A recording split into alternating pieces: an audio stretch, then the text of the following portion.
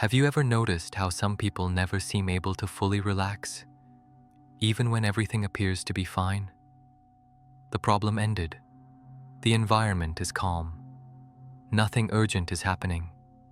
And yet, there's still a constant feeling that something could go wrong at any moment, as if the brain never completely lowers its guard, as if one part of the mind keeps silently watching everything, waiting, monitoring, anticipating. And maybe the most exhausting part of all this is that most of the time, you don't even know exactly what you're waiting for. You just feel it. A subtle tension underneath everything. A difficulty fully letting go. A silent need to stay alert. And this creates a very specific experience. You keep functioning, keep living, keep handling things, but you never feel completely safe. As if your entire system stays partially prepared to deal with some invisible threat. Now notice something important. Most people believe safety is simply the absence of danger, but the human brain doesn't work that way. The brain doesn't ask, is there real danger? It asks, is there enough predictability for me to relax? And that difference changes everything. Because someone can be in a safe environment and still have a nervous system that remains on alert. There's an important concept in neuroscience called predictive threat detection. The brain is constantly trying to predict risks before they happen. This was essential for human survival. Anticipating danger increased the chances of protection. The problem is that, in modern environments, the system often keeps predicting threat even when no immediate threat exists. And the longer this happens, the more the brain learns that constant vigilance is necessary. Now think about this carefully. If for a long time you had to avoid mistakes, anticipate problems, monitor emotions, deal with unpredictability, try to maintain stability, the brain begins interpreting constant attention as a safety mechanism. And then something curious happens. The very feeling of relaxation starts to feel vulnerable, because relaxing means reducing monitoring. And reducing monitoring can feel dangerous to a system that became used to surviving through anticipation. That's why some people can't switch off, even during peaceful moments, even at home, even in silence, even without obvious problems. There's always a small part of the brain asking, what if something happens? Now observe how this appears in small everyday details. You reread messages more than once. You check notifications without realizing it. You repeatedly think about future possibilities. You replay conversations mentally. You analyze people's expressions. You try to predict reactions, not necessarily because you want to, but because the brain learned that predicting reduces risk. But there's an important detail here. Predicting does not create real safety. It only creates a temporary feeling of control, and control never completely eliminates uncertainty. So the system keeps trying to monitor even more. There's another interesting concept called intolerance of uncertainty. Some brains become extremely sensitive to what they cannot predict, and the greater that sensitivity, the harder it becomes to fully relax.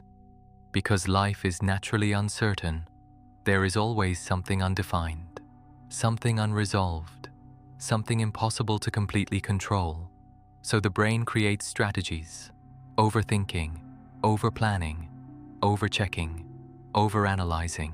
All of this works as an unconscious attempt to reduce vulnerability. But there's a silent side effect. The brain enters a state of constant hyperprocessing, and hyperprocessing consumes energy, a lot of energy. Now imagine a system functioning like this for months or years. What happens? Vigilance stops being temporary. It becomes a pattern. And when a pattern repeats long enough, the brain starts treating it like identity. That's why some people say, I'm just anxious. My mind never stops. I've always been this way, but many times. That isn't personality. It's prolonged neurological adaptation. There's a huge difference between who you are and the state your system learned to stay in. Notice something even deeper. The human brain was not designed to live in continuous monitoring. It naturally alternates between activation, recovery, attention, partial shutdown. But when the system stays in vigilance for too long, those transitions begin to weaken. And then something extremely common today begins to appear: a tired brain that still cannot rest. The person feels exhausted, but at the same time, they can't stop thinking, can't stop checking, can't stop anticipating, can't stop feeling like they need to stay prepared. There's a psychophysiology model called elevated baseline state. The nervous system creates a new default level of activation. In other words, the brain starts operating constantly several levels above natural relaxation, and this changes everything: sleep, concentration, emotional sensitivity, ability to be present, physical recovery, sense of safety. Now think about the impact of this. If the brain never feels completely safe, the body never fully switches off either. There's always a slight tension, residual attention, silent preparation, and maybe that's exactly what so many people feel, but can't explain. They're not in panic, but they're never truly at peace either. They live in the middle, and living in the middle is incredibly exhausting because the system never fully enters deep recovery. Notice something curious. Many people believe an overactive mind comes from thoughts, but in many cases, the thoughts come from the physiological state. The brain first enters vigilance, then it looks for reasons to justify that vigilance. This completely changes how we understand silent anxiety, because sometimes you are not overthinking and therefore feeling unsafe. You feel unsafe, and then the brain starts overthinking. There's a bidirectional relationship between perception and bodily state. If the nervous system detects activation, the brain automatically increases monitoring, and the more monitoring, the harder it becomes to feel safe. Now observe how this manifests physically. Shallow breathing, a slightly tense jaw, raised shoulders, difficulty staying still, a constant need for stimulation. Nothing extreme, but enough to show the system remains prepared. There's a concept called defensive neuroception. The body evaluates signals of risk before the conscious mind even notices, and this happens automatically, without logic, without decision, without intention. The system simply asks, are we safe enough to relax? And for many people, the answer continues to be, not completely. Now imagine the impact of this in everyday life. You try to rest, but feel restless. You try to watch something, but pick up your phone at the same time. You try to relax, but your mind keeps analyzing things, as if existing in a paused state creates internal discomfort. This happens because the brain became used to continuous stimulation. There's a mechanism called attentional habituation. Whatever repeats constantly becomes expected by the brain. So imagine someone living for years in digital overload, mental pressure, hyperconnectivity, constant monitoring, information excess.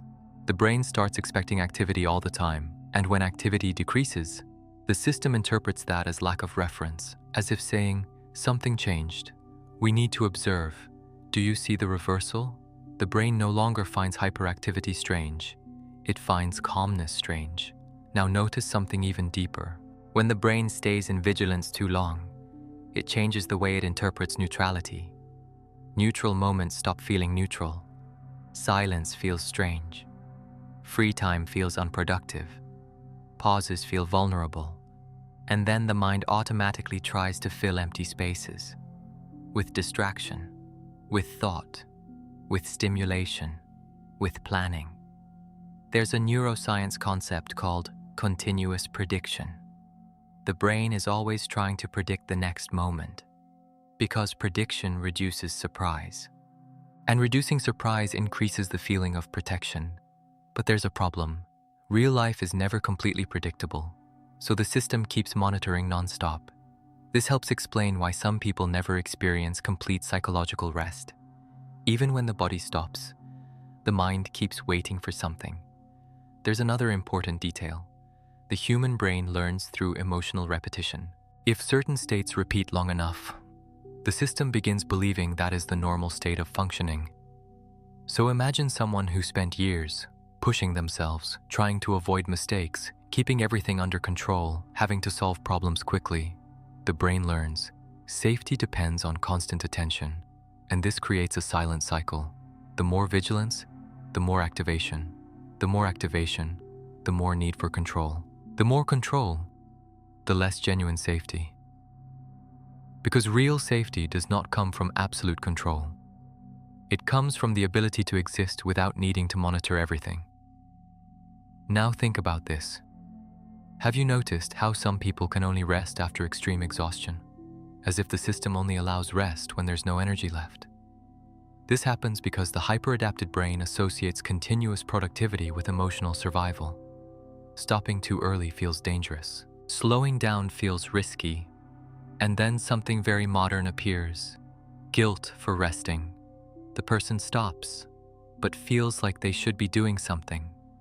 This is not only cultural, there's neurophysiological basis behind it. The brain accustomed to hyperfunction interprets slowing down as loss of efficiency, and loss of efficiency activates alertness. Another interesting concept is abstract threat.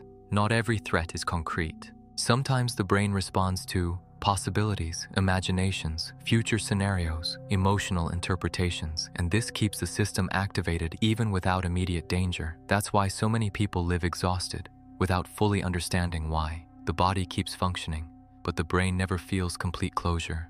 There's always a mental continuation happening in the background, an internal tab still open, and a brain full of open tabs rarely feels deeply safe. Notice how this even changes the perception of time. When the brain remains in vigilance, it starts living oriented toward the next moment. The present loses depth. The mind enters continuous anticipation. There's always something to solve, something to check, something to avoid, something to prepare. And this creates a silent feeling of permanent urgency, even without a real emergency. There's a concept called residual cognitive load. Part of attention remains trapped in tasks, worries, and stimuli even after they end. The brain doesn't completely stop processing. It keeps revisiting fragments mentally. Conversations, possibilities, pending issues, small details. All of this continues occupying background energy. And the most curious part is that many people have become so used to this, they no longer even notice the constant level of activation they live in. Now imagine someone living like this for a long time. The entire system begins reorganizing itself around vigilance. Attention changes, sleep changes, emotional perception changes, the body changes. There's a neurobiology concept called state-dependent plasticity. The brain strengthens the circuits it uses most, which means the more you operate in anticipation, the more natural anticipation becomes. The more the brain monitors, the more efficient it becomes at monitoring. But this also increases sensitivity, and then small things start generating disproportionate responses. An unanswered message, a change in tone, a small delay, an undefined possibility. The system reacts as if it urgently needs to understand or resolve it. Now observe something deeply important. The brain hyper-adapted to vigilance is not only searching for safety, it is searching for closure. It wants to close possibilities, eliminate doubts, resolve uncertainties, because prolonged uncertainty keeps activation alive. But there's an unavoidable problem. Life never offers complete closure. There will always be something undefined. And when the brain cannot tolerate uncertainty, it keeps functioning non-stop. There's another interesting concept called contextual sensitization. When the system spends too much time in alert mode, even neutral environments start being interpreted as potentially demanding. That's why some people can't relax at home, can't switch off during vacations, can't rest even during peaceful moments. The brain keeps expecting demand. Now imagine the emotional impact of this. The person begins believing there's something wrong with them because they see other people relaxing naturally, while they remain partially activated. But many times the problem is not inability, it's conditioning. The system simply learned that staying alert increases emotional survival. And here comes a very important detail. The human brain prioritizes familiarity before well-being, which means that If vigilance became familiar, it may feel safer than calmness itself. Do you see how deep this is? The person wants peace, but the system becomes uncomfortable with peace when it finally appears. There's a phenomenon called activation dependency. The brain becomes so used to high levels of stimulation that slower states feel uncomfortable. That's why some people need constant noise, cannot tolerate silence, feel the need to repeatedly check things, seek distraction all the time. Not because they like it, but because the system fears fully slowing down. Notice something important.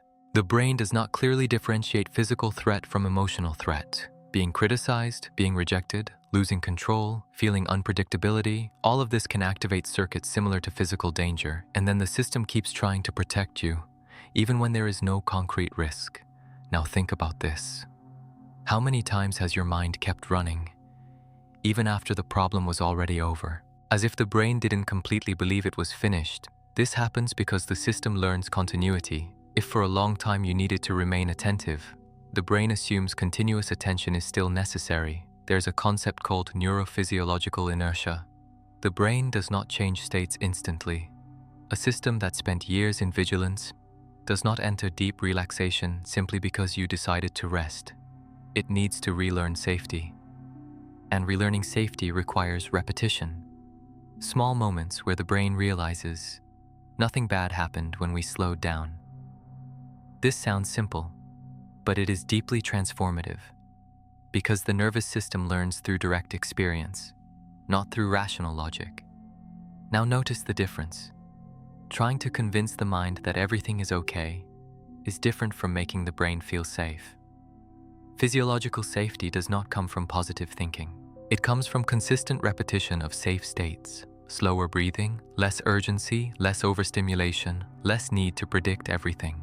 Little by little, the brain begins realizing that maybe it doesn't need to stay so alert, and maybe that's exactly what so many people never learned: how to exist without constant vigilance. Notice how all of this connects. The brain learns vigilance. Vigilance increases monitoring. Monitoring increases activation. Activation reduces the feeling of safety, and lack of safety keeps the brain vigilant.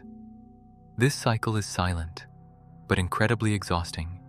And maybe that's exactly why so many people today live tired, without clearly understanding the reason. They are not only dealing with too many tasks, they are living with a nervous system that never experiences complete closure. Throughout this video, we saw that the brain is not only searching for absence of danger, it is searching for predictability, control, familiar references. We also saw how concepts such as predictive threat detection, intolerance of uncertainty, elevated baseline state, state-dependent plasticity, neural sensitization, defensive neuroception, and residual cognitive load help explain why some people remain mentally switched on all the time, even in safe environments, even during rest. Because the problem is not always the environment. Many times, it is the pattern the system learned to repeat, and that completely changes the perspective. You stop thinking, "There's something wrong with me," and begin realizing, "My brain learned to survive by staying alert." That understanding reduces guilt, reduces internal conflict, and creates space for something extremely important: relearning. Because what the brain learned can also be unlearned, gradually, without force, without internal war, without trying to shut everything down at once. The system changes through repeated experiences of safety, small moments where the brain realizes, "I don't need to monitor everything. I don't need to anticipate everything. I don't need to stay prepared all the time." And maybe that's exactly what so many people are searching for without realizing it. Not perfection, not absolute control, but a genuine feeling of internal safety. Now tell me something. What was the most impactful concept in this video for you? The idea that the brain learns vigilance, the relationship between uncertainty and activation, or realizing that the system can remain on alert even without real danger? Write in the comments one word or one short sentence that summarizes what impacted you most in this video. because many times putting it into words helps the brain recognize its own pattern more clearly. And in the next video, we're going to explore an extremely common experience that happens exactly when you try to rest. You finally sit down, your body stops, but your mind starts all over again. Because there's a reason the brain seems to restart precisely during moments of pause. And maybe understanding that will completely change the way you see your own rest.